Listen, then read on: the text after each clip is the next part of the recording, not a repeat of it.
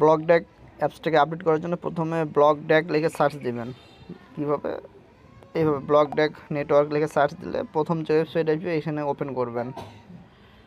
করার পরে একটু নিচের দিকে যাবেন, যাওয়ার পরে এই যে গেট অ্যাভেলেবল ফর অ্যান্ড্রয়েড এখানে চাপ দেবেন।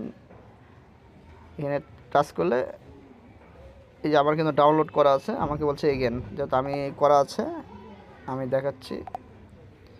এই যে এইভাবে অ্যাপসটাকে ইনস্টল দিবেন। যে আপডেট লেগেছে আপডেট করে দিলেই আপডেটটা হয়ে গেল খুব সহজে।